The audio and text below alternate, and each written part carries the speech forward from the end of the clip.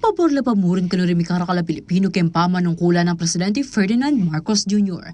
Base kayong tugon ng Masa survey na ning Okta Research. Lulto kasi king survey ating 1,200 respondents at 31% o 372 karangkita ang andaring sinabing suportado re PBBM at den kayang polisiya.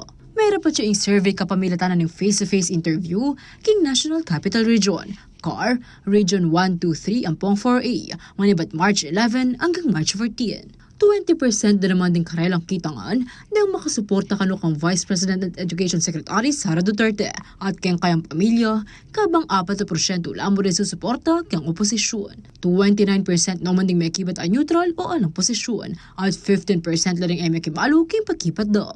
Miyaliwa naman reaksyon ding mapilang tamong kabila na akasabi ng CLTV 36 News, di kaya pisasabihan.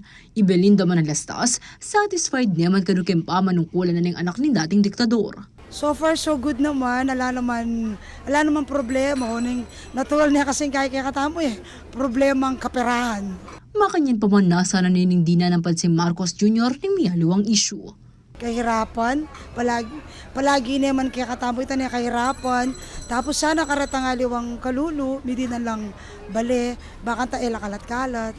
Ingkabalen tamong ikarina natutong lagyo, kano kumbinsido ka rin ang polisiya at programa na ng Marcos administration. Kasi totally, ang problema nating lahat Pilipino or mga mahirap, anuman katayuan sa ngayon, bigas. Ibalik yung di naman total ibaba para makain ng ibang mamayan na mahirap, yung kayang pagbili ng bigas. Samantala, masaya naman kano'y House Senior Deputy Speaker at Pampanga 3rd District Representative Aurelio Dong Gonzales king resulta na ning mesabing survey.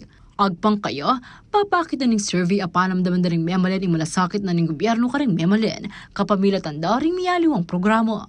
Sinigurado na naman Gonzales sa balaw sin suportanan ng Kamara apan muna ng presidential cousin ampong House Speaker Martin Romualdez kayang legislative agenda na ng administrasyong Marcos Jr.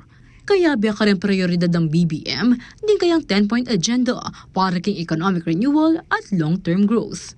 Makapalubkeni in national reopening, public-private partnership, infrastructure development, fiscal discipline, transparent and efficient governance, digital Philippines, energy security, future-ready Filipinos, affordable healthcare, at food for all.